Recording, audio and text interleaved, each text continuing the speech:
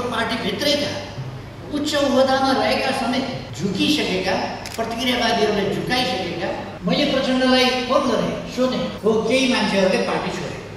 माधव नेपाल जस्ता आन्दोलन विरोधी देशद्रोहीहरूलाई कुनै ठाउँ छैन यस पार्टीमा। दक्षिणपन्थीको समर्थनमा फ्लोर क्रस गरेर भोट हाल्ने, विश्वासको मत आफ्नो पार्टीको अध्यक्षले, आफ्नो पार्टीको प्रधानमन्त्रीले विश्वासको मत माग्दा 27 जना बाहिर लिएर गएर त्यो सरकार ढाल्ने, योभन्दा निर्लज्ज काम, योभन्दा प्रतिक्रियावादीहरूको दलालीको काम के हुन सक्छ? अबको निर्वाचनमा हामी बहुमत ल्याएर देखाउँछौँ। अब पार्टीमा खुट्टा तान्ने तत्त्वहरू छैन। यो अहिले चाहिँ फ्लोर क्रस गरेर शेरबहादुर देउवाका पछि पछि कुदेका र भोट हाल्न शेरबहादुरमाथि विश्वास छ भनेर कुदेकाहरू छन् नि, त्यस्तै त हामी देशको अहिले पनि सबभन्दा ठुलो पार्टी, उनीहरूसँग कुनै वस्तुगत आलोचना हामीलाई गर्ने ठाउँ छैन। तर पनि जसो तसो आलोचना गर्नु परेको छ। म यो गर्छु, हामी यसो गर्छौँ भन्ने उनीहरूसँग कुनै ठाउँ छैन, कुनै भिजन छैन। के गर्छन्? अनि माधव नेपाललाई के देखेर जनताले भोट हाल्छ?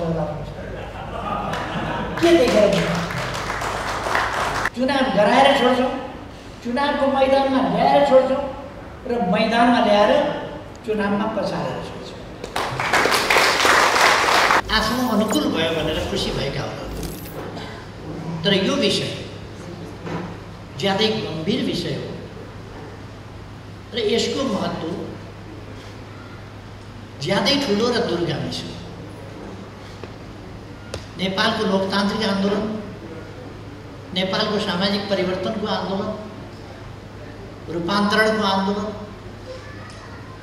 राष्ट्रियता सम्बन्धी आन्दोलन, सुशासन र विकास सम्बन्धी अभियान र सर्वोपरि रूपमा समृद्ध नेपाल, सुखी नेपालीको हाम्रो राष्ट्रिय आकांक्षा, त्यसलाई सफल बनाउने सन्दर्भमा गम्भीर धक्का लागेको छ यतिखेर। अर्थात् संक्षिप्तमा भन्दा देश तीव्र गतिले अगाडि बढिरहेको थियो, त्यसमा व्यवधानहरू गम्भीर रूपमा प्रकट हुँदै आएका थिए र पहिले प्रतिगमनमा गएको छ, राजनीतिक रूपमा प्रतिगमनमा गएको छ, असंवैधानिक बाटोमा गएको छ, शक्ति सन्तुलन र नियन्त्रणको स्थिति गम्भीर रूपमा खलबलिएको छ र लोकतान्त्रिक प्रणाली, बहुदलीय प्रणाली, व्यवस्था, यी सबै कुरालाई गम्भीर चुनौतीको स्थितिमा पुर्याएको छ।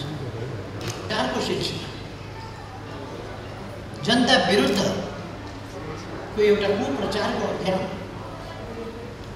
त्यो सङ्गठित ढङ्गले सञ्चालन गरिएको थियो। सङ्गठित ढङ्गले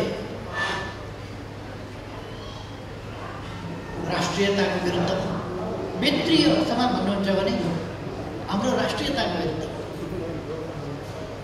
हाम्रो लोकतान्त्रिक आन्दोलनको विरुद्ध, हाम्रा सामाजिक न्याय र समानताका सङ्घर्षहरूको विरुद्ध, हाम्रा सम्पूर्ण प्रयासहरूका विरुद्ध र ती प्रयासहरूलाई सही विचारका साथ सङ्गठित गर्ने र अनुशासित एवं गतिशील ढङ्गले अगाडि बढाउने, त्यो नेतृत्वलाई कसरी कमजोर पार्न सकिन्छ, कसरी त्यसलाई बदनाम गराउन सकिन्छ, त्यसको प्रभाव कसरी कमजोर पार्न सकिन्छ, यस दिशामा सङ्गठित प्रयासहरू भइरहेका थिए र व्यापक भ्रम पार्ने कोसिस गरियो। पार्टी बाहिरबाट मात्र त्यस कोसिसका लागि हाम्रो पार्टीभित्रैका उच्च ओहदामा रहेका समेत तर भित्रभित्र विभिन्न कारणले प्रतिक्रियावादीहरूका अगाडि झुकिसकेका, प्रतिक्रियावादीहरूले झुकाइसकेका र प्रतिक्रियावादीहरूका सेवामा लगाइसकेका व्यक्तिहरू, त्यस्ता व्यक्तिहरू समेत यो प्रतिगमनको अभियानमा सामेल भए र सबभन्दा अग्रभागमा बसेर भूमिका खेले र नेकपा एमालेको सरकार ढाले। त्योभन्दा अगाडि पार्टी छुटाए पार्टी फुटाउने, लगभग 2/3 स्थितिलाई बहुमत नभएको स्थितिमा पुर्याइदिने र त्यसपछि प्रतिक्रियावादी शक्तिहरूसँग मिलेर एमालेको सरकार ढाल्ने, एमालेको सरकार ढाल्न नाङ्गो ढङ्गले प्रतिक्रियावादीहरूसँग यस्ता प्रयासहरू भए। तैपनि लोकतन्त्र बचायौँ भन्ने, संविधानको रक्षा गऱ्यौँ भन्ने निर्लज्ज भ्रमहरू फिजाइरहेका बेला तपाईँहरू अत्यन्तै स्पष्टताका साथ ती भ्रमबाट मुक्त भएर स्पष्टताका साथ दृढतापूर्वक एकजुट रहनुभएको छ र अगाडि बढ्न कम्मर कसेर लाग्नुभएको छ। पार्टीको रक्षाको पक्षमा, आन्दोलनको रक्षाको पक्षमा, देशको हितको रक्षाको पक्षमा, राष्ट्रियताको रक्षाको पक्षमा यो कुरा अत्यन्तै प्रशंसनीय छ। त्यसै कारण मैले सुरुमै भनेको हुँ, म तपाईँहरूको प्रशंसा गर्न चाहन्छु। तपाईँहरू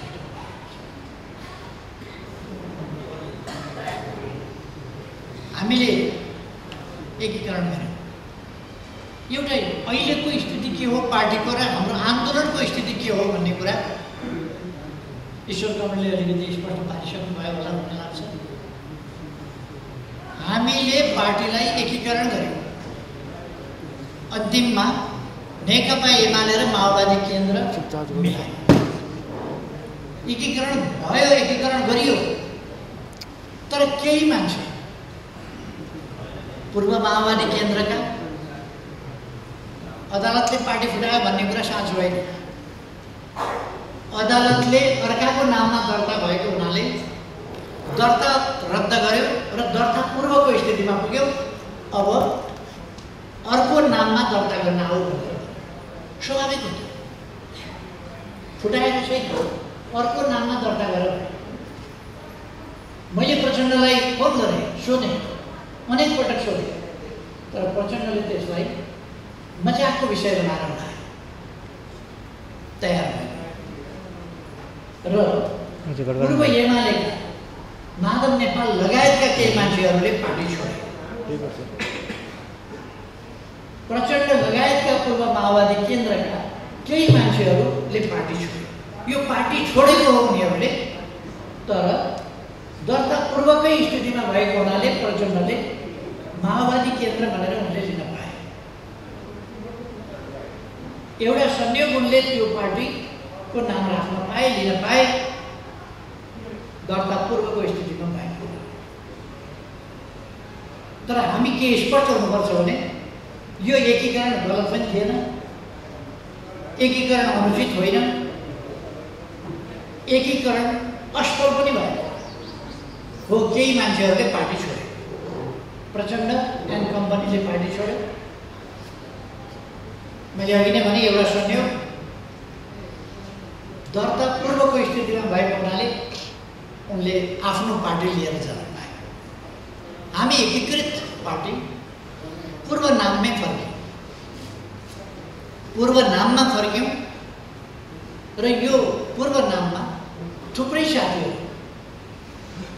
साथीहरू पार्टीका साथीहरू पूर्व एमाले पनि यसमा हुनुहुन्छ, पूर्व माओवादी पनि यसमा हुनुहुन्छ। एकीकृत भावनाका साथ साथीहरू अगाडि बढिनुहुन्छ, एकीकृत भावना छ। यसमा अलमल हुनुपर्ने कुरा केही पनि छैन। अहिले कतिपयले एकताको कुरो गरिरहेका छन्। बाटो बिराएका असल मान्छेहरू, बाटो बिराएका, भ्रममा परेका, गलत सङ्गतले गर्दा गल्ती त सानोतिनो होइन। पार्टीको सरकार ढल्यो, पार्टी विभाजन भयो, पार्टीको सरकार ढल्यो, जनताको सरकार ढल्यो, दक्षिणपन्थी सरकार बन्यो। अब अग्रगमनका सपनाहरू, सामाजिक न्याय र समानताका सपनाहरू, सुशासन र विकासका सपनाहरू यिनीहरूमा कुठा लाग्यो, यिनीहरूमा गम्भीर रूपमा धक्का लाग्यो, ब्रेक लाग्यो। यी सबै कुराका बावजुद बाटो बिराएका साथीहरू मुख्य अपराधी भए। अब माधव नेपाल जस्ता आन्दोलन विरोधी देशद्रोहीहरूलाई कुनै ठाउँ छैन यस पार्टीमा।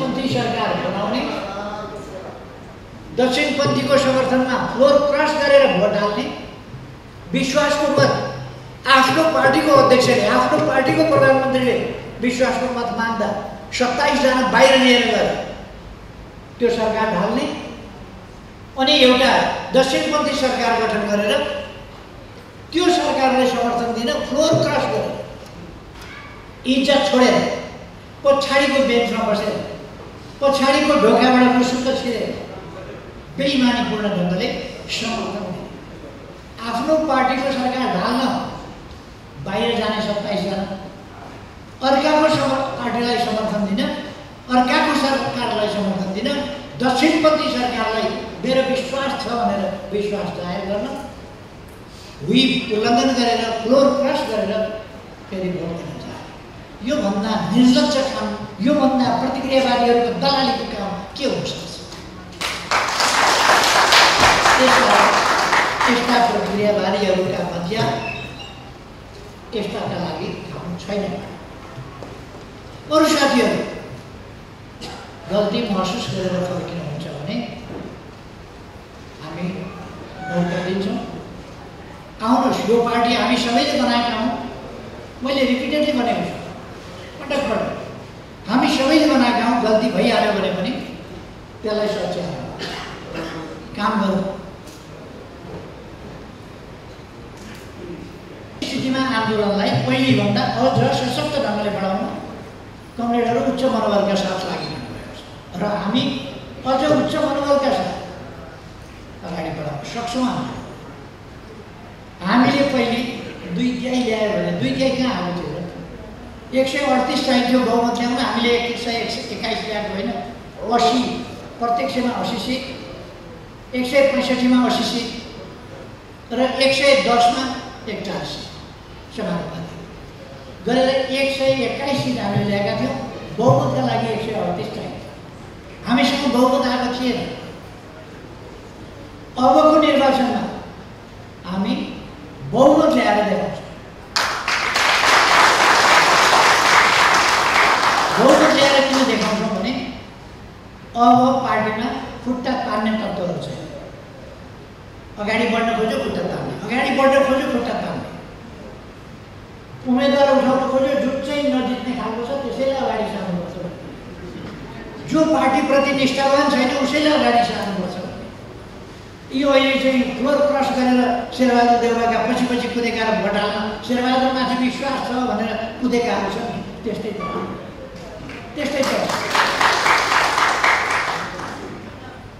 त्यस्तै सिफारिसबाट हामीले बाध्य गरेर उम्मेदवारी दिनु परेको, पार्टी लागेर जिताउनु परेको, उम्मेदवारी दिएपछि जिताउनु पऱ्यो। त्यस्तै त म खुसी व्यक्त गर्न चाहन्छु। यत्रो दुनियाँ देश दुनियाँ लाग्दाखेरि पनि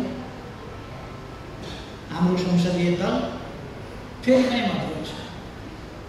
हामी देशको अहिले पनि सबभन्दा ठुलो पार्टी, संसदमा सबभन्दा ठुलो पार्टीमा, मतको हिसाबले सबभन्दा ठुलो पार्टीमा, भोटको सिटको हिसाबले सबभन्दा ठुलो पार्टीमा, प्रदेशमा सबभन्दा ठुलो पार्टीमा, स्थानीय तहहरूमा सबभन्दा ठुलो पार्टीमा, हरेक हिसाबले सबभन्दा ठुलो पार्टीमा। अब यस पार्टीले आगामी निर्वाचनमा आफ्नो सशक्त हैसियत विजयका साथ देखाउनु पर्नेछ। म कमरेडहरूलाई अनुशासित ढङ्गले पार्टी अगाडि बढ्न हामी सबैको योगदान चाहिन्छ। म कमरेडहरूलाई त्यही आग्रह गर्न चाहन्छु। म कहाँ परेँ भन्ने कुरा एकछिन छोडेँ।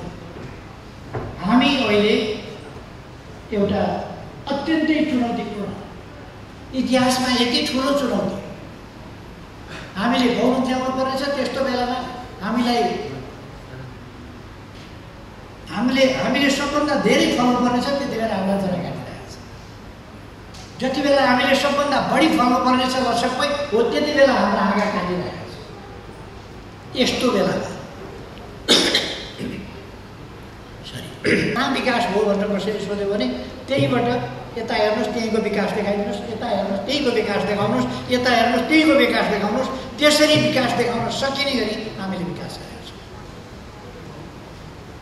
जतासुकै हेरे पनि विकास देखाउन सक्ने गरी देशभरि बाटा घाटा पुल नदी नियन्त्रण अथवा आइटीको सेक्टर हामी भन्न सक्छौँ। तपाईँको मोबाइल निकालेर हेर्नुहोस्, त्यहाँ तपाईँले डिजिटल नेपालको रूपरेखा त्यहाँ देख्न सक्नुहुन्छ।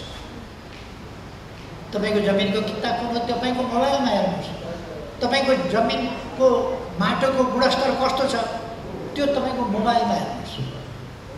अरू तपाईँले के तिर्नुपर्छ, कहाँ के बुझाउनुपर्छ, के नवीकरण गर्नुपर्छ तपाईँको मोबाइलबाट गर्नुहोस्। त्यो आधुनिक जमानामा हामीले डिजिटल नेपालमा नेपाललाई उठाउँदै लागेका छौँ। यस्ता थुप्रै कुरा आलोचना के भनेर केपी ओलीले बोल्न जान्दैन, उखान टुक्का हाल्छ भने उखान टुक्का साहित्य बुझ्दैनन्, बिम्ब बुझ्दैनन्,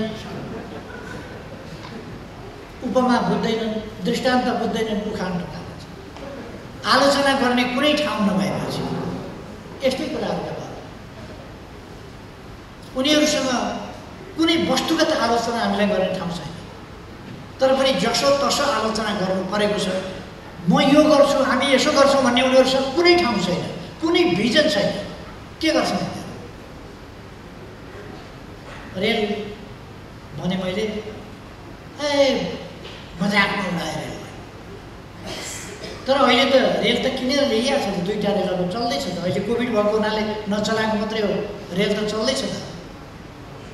लिकहरू बन्दैछ त, पूर्व पश्चिम रेलवेको कोही जग्गा अधिग्रहण हुँदैछ, कहीँ लिक बन्दैछ, कहीँ पुलहरू बन्दैछन्। पूर्व पश्चिम रेल तयार हुँदैछ त, केही वर्षभित्र पूर्व पश्चिम रेल चल्छ। अन्तर्राष्ट्रिय विमानस्थल विकासका कुराहरू थिए, अनि भैरवा हामीले विकास गऱ्यौँ त। अब त सोझै अन्तर्राष्ट्रिय विमानहरू आएर भैरवा विमानस्थलमा बस्ने र उड्ने गर्छन्। पर्यटनको विकासका गफ गर्नु एउटा कुरा, तर व्यवहारमा के भयो हामीले त्यसलाई वास्तविक रूपमा विश्वभरिका हिन्दूहरू अर्को वर्षबाट राम जन्मभूमिमा लाइन लागेर आउनेछन्। त्यहाँ 10औं लाखको मेला लाग्छ। हामीले 100 बिघा अहिले 100 बिघा जमिन छुट्याएका छौँ। 100 बिघा जमिन भनेको 1300 हो पनि त्यतिमा चाहिँ मान्छे आट्लान् कि भन्ने एउटा मोटामोटी अनुमान होइन भने छेउमा जङ्गल छ, त्यति बढी जङ्गलसँग आसपासमा हुने एउटा ऐतिहासिक तथ्य हामीले त्रेता युगका राम कहाँ जन्मिएका थिए भन्ने कुरा मान्छे अल्मलिएका थिए, बिर्सेका थिए। हामीले कहाँ जन्मिएका थियौँ भनेर त्यहाँ किलो ठोक्दिउँ होइन, यहाँ जन्मिएका थिए। अलिक समय नबुझ्नेहरूले चलाए, तर अलिक समयपछि यो त स्थापित भइसक्यो। राम नेपालमा जन्मिएका थिए। इतिहासले कसैले कुनै तथ्यले काटोस्, शास्त्रले काटोस् त यो तथ्यलाई, त्यो सक्दैन। एकजना नेताले त तुरुन्त माफी माग्नुपर्छ भनेर स्ट्याटस लेखेको छैन। तुरुन्त माफी माग्नुपर्छ, डर लाग्यो उनलाई।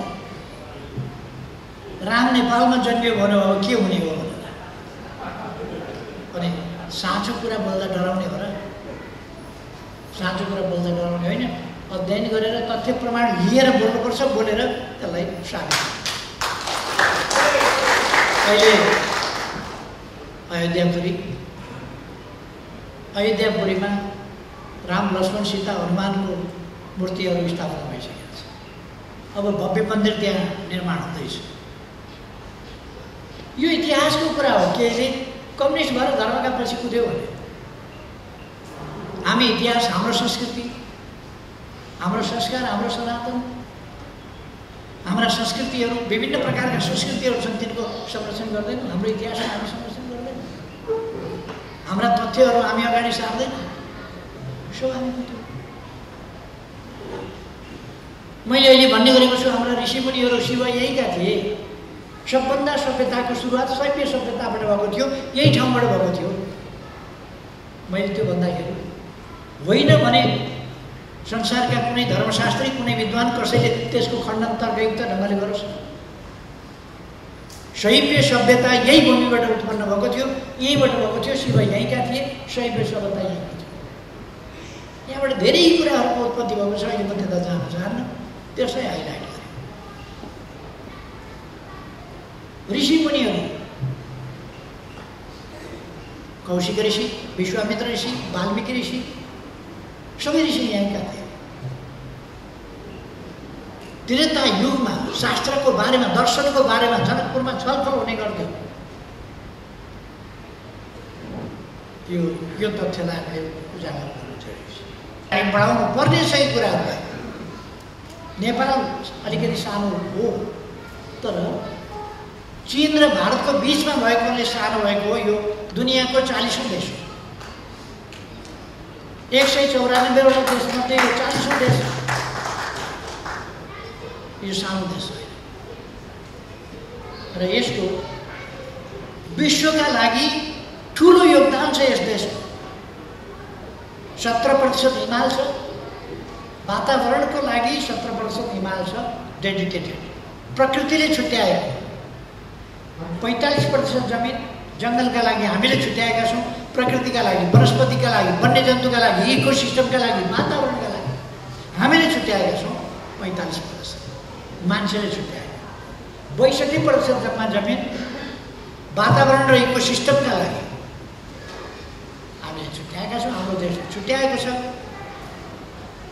र अर्थ विकासको सन्दर्भमा नेपाल एउटा उदाउँदो तारा हो भनेर किन भने यो तीव्र गतिमा विकास 3 वर्षमा हामीले जुन विकास गर्यौँ त्यो देखेर विश्व ब्याङ्कले राइजिङ स्टार युनेस्कोले हामीले शिक्षा क्षेत्रमा गरेका, अरू क्षेत्रमा गरेका विकासहरूलाई लिएर प्रशंसा गरेका छौँ। अरू थुप्रै सूचकहरूमा हामी अगाडि आएका छौँ। हाम्रो देश अल्प विकसितबाट विकासशील देशमा स्तरोन्नतिका लागि सिफारिस भएको छ संयुक्त राष्ट्र। त्यसकारण हामी तीव्र ढङ्गले अगाडि बढिरहेका छौँ।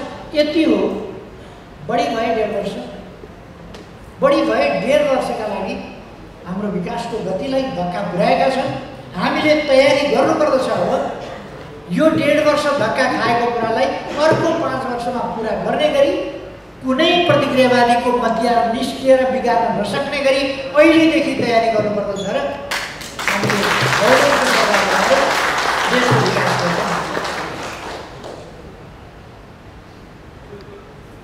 त्यसका निम्ति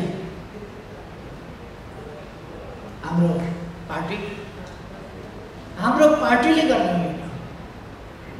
सरकार कसले बनाउँछ? हाम्रो पार्टीले। स्थानीय निकाय जित्छ कसले? हाम्रो पार्टीले जित्ने। त्यसकारण हाम्रो पार्टी विचारमा केन्द्रित हुनुपर्दछ, स्वार्थमा केन्द्रित होइन। लामो समयदेखि पार्टीलाई विचारमा केन्द्रित होइन, स्वार्थमा केन्द्रित।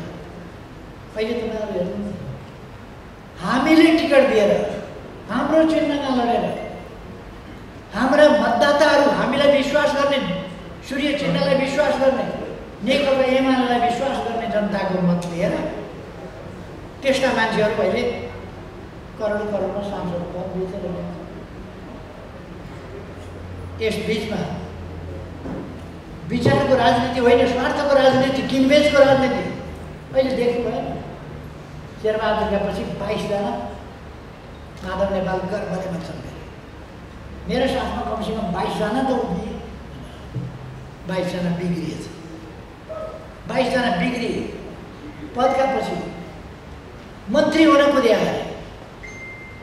मन्त्री त बिस्तारै बिस्तारै हुन्छ नि मान्छे, होला नि। मन्त्री हुनेका लागि संयोगले म प्रधानमन्त्री, तर म राजनीतिमा लाग्दा, राजनीतिक यात्रामा अगाडि बढ्दा मैले कहिल्यै पनि कुन पोस्टमा पुग्छु भनेर सोचेको भए पुग्ने पनि थिएन। यदि म धेरै बुद्धिमान मान्छे भए जेल बस्न डराउँथेँ। यो जेल बस्दा बस्दै मरियो भने के गर्ने? योभन्दा राम्रो त कागज साज गरेर बाहिर जानु ठिक छ भनेपछि म ती सडकतिर मैले सडेर खाइसकेँ। तर म धेरै बुद्धिमान नभएको र निष्ठावान भएको म निष्ठामा अडिएँ। निष्ठामा अडिएर अगाडि बढ्दा जेलमा म झुक्किनँ, दृढताका साथ अगाडि बढेँ। धेरै वर्ष जेल बस्दाखेरि पनि जेलबाट छुटिन्छ भन्ने लाग्नै छोड्यो। जेलबाट छुटिन्छै जस्तो लाग्दैन। मुद्दा छैन तै पनि थुन्याछ अनि कसरी छुट्ने, के हुँदाखेरि छुट्ने, त्यसो भएर छुट्टिन्छ कि छुट्दैन? छुट्ने सम्भावना कम छ, स्वास्थ्य कमजोर, मर्ने सम्भावना बढी छ, तर झुकिए। संयोग हुँदै आउँदा बाँच्यो, संयोग छुट्यो, संयोग सांसद भयो, संयोग लड्दै जाँदा पछि प्रधानमन्त्री भयो। यो संयोग यसकै लागि मरिमेटेको भए, यसकै लागि कोसिस गरेको भए म प्रधानमन्त्री हुँदा पनि एउटा असफल प्रधानमन्त्री हो। म दुईपल्ट प्रधानमन्त्री भएँ, असफल प्रधानमन्त्री भएँ, ऐतिहासिक कामहरू गर्ने प्रधानमन्त्री भएँ।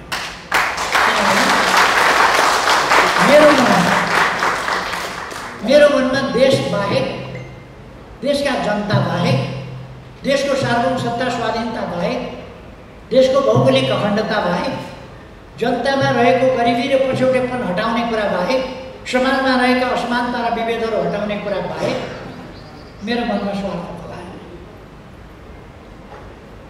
मेरो मनमा स्वार्थ पलाएन। त्यसै कारण स्वार्थ नपलाएपछि मैले बेठी गरेर पनि परेन। मैले देशका प्रति इमान्दार भएर सोच्ने र काम गर्ने, त्यो गरेपछि मसँग विकास कसरी हुन्छ भन्ने सोच पनि आउने भयो, आइडिया पनि आउने भयो। त्यसर्थ म कमरेडहरूलाई के भन्न चाहन्छु भने हामीले मलाई के हुन्छ, म के पाउँछु, म कहाँनिर छु, त्यो कुराभन्दा देशका समस्या समाधान गर्न पार्टीलाई हामी विजयी कसरी बनाउने अहिले हाम्रो मुख्य त्यो हुन्छ। कारवाही गर्न पाइँदैन, व्हिप लाउन पाइँदैन, फ्लोर क्रस गर्न मजाले पाइन्छ। कस्तो दलीय योजना, दलबाट चुनाव लडेर आउने अनि बिक्री भएर अर्कातिर जाने, यस्तो पनि व्याख्या हुन्छ त भयो। यही व्याख्या सधैँ चल्छ त। अब हामीलाई प्रत्यक्षमा कमसेकम हामीलाई 50 सिटभन्दा माथि चाहियो। हामीले आगामी निर्वाचनमा समानुपातिकतर्फ 50 लाखभन्दा बढी भोट ल्याउनुपर्छ। 50 लाखभन्दा बढी। थुप्रै साथीहरूलाई अचम्म लाग्ला, अचम्म मान्नुपर्ने कुरा छैन। जनता हाम्रो साथमा छ, हामीले काम गरेका छौँ, हामीले इमान्दारिताका साथ काम गरेका छौँ अनि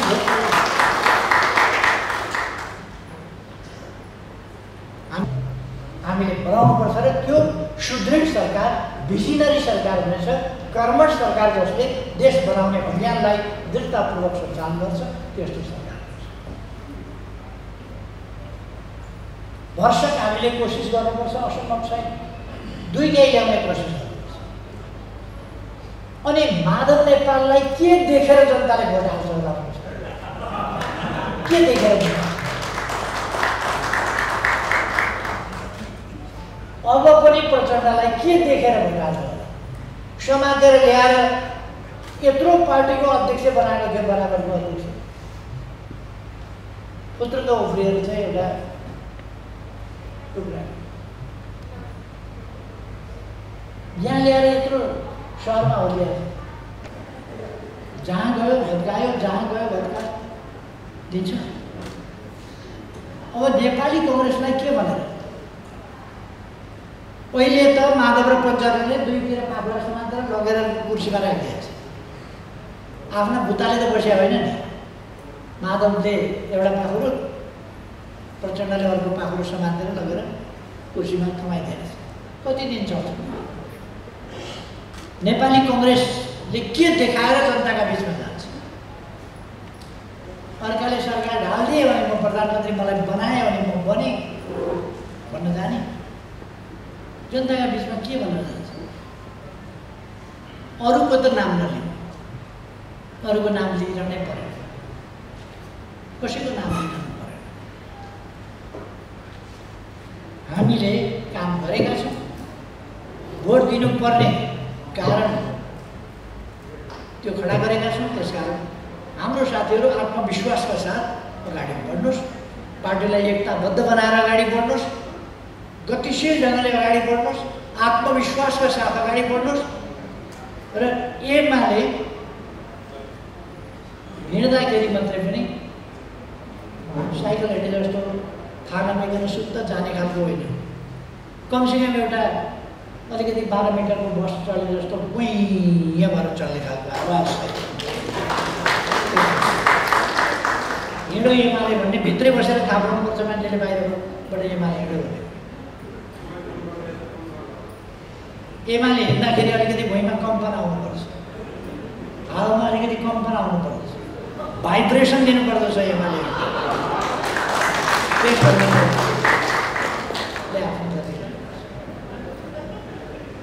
अरूले जत्रा जुलुस निकालुन्, त्यो जुलुसलाई एमाले टुक्रै जुलुस बनाइदिनुपर्छ, किनभने त्योभन्दा एमालेको 10 गुणा ठुलो जुलुस हुन्छ।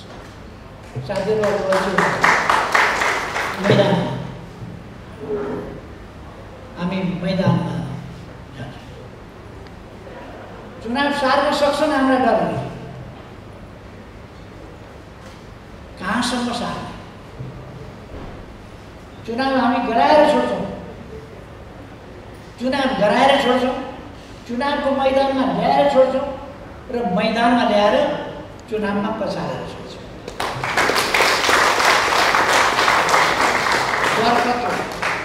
कति डराएका हो। केपी ओलीले गराएको चुनावमा हामी भाग लिँदैनौँ, किनभने 2 गाई ल्याउँछ भाग लिएर के कत्रो डर। त्यसै कारण केपी ओलीलाई प्रधानमन्त्रीबाट हटाउनु पर्यो, एमालेको सरकार ढाल्नु पर्यो, किनभने त्यसको नेतृत्वमा उनीहरू झल्झली सम्झिया छन् नि। काङ्ग्रेस र माओवादीको संयुक्त सरकार थियो, हामीले चुनाव तालमेल नै थियो। स्थानीय तहको निर्वाचन गर्दा तालमेलै भएका ठाउँमा हामीले सर्वाधिक भोट ल्याएको होइन, मत ल्याएको होइन, सिट ल्याएको होइन। अनि उहाँहरूकै नेतृत्वमा थियो त। पहिलो चरणको हुँदा प्रचण्ड प्रधानमन्त्री, दोस्रो तेस्रो चरणको हुँदा र संसदीय र प्रदेशको निर्वाचन हुँदा शेरबहादुर प्रधानमन्त्री। शेरबहादुर प्रधानमन्त्री भएका ठाउँमा हामीले 23 सिटमा सीमित गरिदिएको होइन काङ्ग्रेसलाई। 23 सिटमा 165 मध्ये 23 सिटमा सीमित गरिदिएको। अब अहिले धेरै नभन्दा फेरि तर्सिन्छ। नेपाली काङ्ग्रेसकै नेतृत्वमा चुनाव होस्, केही छैन। उनीहरू जस्तो डराएर हामी चुनावमा भाग लिँदैनौँ भन्ने होइन। चुनावमा भाग लिन्छौँ, चुनावमा भाग लिन्छौँ र जित्छौँ। हाम्रो रणनीति त्यो हो। साथीहरू त्यस हिसाबले चाहिँ दृढतापूर्वक लाग्नु होला। माथि ठिक ढङ्गले सम्हालिहाल्छ।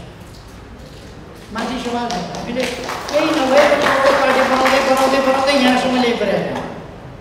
आज नेपाल व्यापी मात्रै होइन हाम्रो पार्टी, मैले भन्ने गरेको छु, नेपाली व्यापी यो पार्टी छ। जहाँ नेपाली पुगेको छ त्यहाँ एमाले पुगेको छ। एउटा नेपाली कुनै संसारको कुनै कुनामा पुगेको छ भने त्यहाँ एमाले छ। एउटा नेपाली कुनै कुनामा पुगेको छ भने संसारका कुनै पनि देशमा जानुहोस्, एमाले बुझ्नुहोस्। आज देशभित्र कुनै गाउँमा होइन, टोलमा जानुहोस्, ओडामा होइन, टोलमा जानुहोस्। मेरो मान्छेले के पायो, मैले के पाएँ। मैले तपाईँहरू सुनिरहनु भएको छ। 15 वर्ष पार्टी प्रमुख भएर चलाएका माधव नेपाल प्रमुख नभएदेखि उनले समस्या खडा गरेका रहेछ। प्रमुख भएका बेला पनि गुटबन्दी गरेर विपक्षीलाई दमन गरेको गरे गर्थे र विपक्षी बनाउँथे, बलजफ्ती विपक्षी बनाउने अनि दमन गर्ने। महाधिवेशनमा हारे। अस्ति प्रचण्डसँग मिलेर मलाई थाहा नदिइकन अध्यक्षलाई हटायौँ भनेर आफू अध्यक्ष भएछ। थाहै छैन अध्यक्ष भएँ भनेर पकडी सकडी लगाएर ठुलो पकडी लगाएर बसिरहेको अध्यक्ष। अहिले अप्ठ्यारै नमानिकन मसँग अध्यक्ष मसँगै नै अध्यक्ष हारेको मान्छे अध्यक्ष नभई भएन अहिले गयो। यस्ता मान्छेहरू जो पदका लागि मरिमेट्छन्, पद बाहेक केही बुझ्दैन, यस्ता मान्छेहरूबाट पार्टीले उन्मुक्ति पाउनु जरुरी थियो। त्यसमा हरेस काम गर्ने केही छैन, हामी हताश हुनुपर्ने केही छैन। साथीहरू अगाडि बढौँ। गाउँथे हामी जित्नेछौँ, हृदयदेखि विश्वास गर्छौँ हामी जित्नेछौँ। आज हामी त्यो भन्दैनौँ, हामीले हिजो पनि जितेका हौँ, हामी जित्नेछौँ। अब हृदयदेखि विश्वास गर्छौँ हामी जित्नेछौँ। अब जित्दै जानेछौँ। गीतको गीत नेपालको सन्दर्भमा अन्त बाँकी दुनियाँमा त्यो गीत गाउन सान्दर्भिक होला, हाम्रोमा अलिकति संशोधन गरेर गाउनुपर्छ। हामी जित्नेछौँ, एक दिन होइन, हामी जित्नेछौँ। अब जित्दै जानेछौँ। यो अलिकति संशोधन हामीले पार्टी एकजना अध्यक्ष हौँ, त्यसरी होइन। यो देश बनाउनका लागि गठन गर्नु, यो भाउजू बाबु नानु बुहारीको व्यवस्थापन गर्नका लागि होइन, यो ज्वाइँको खाइ जीविकाका लागि बन्दोबस्त गर्न नयाँ पार्टी हो। यो देश बनाउन हिँडेको पार्टी। त्यसकारण यो मैले कसैका सम्बन्धमा केही भनेर परेन, तर हाम्रो पार्टी अरूभन्दा पृथक छ।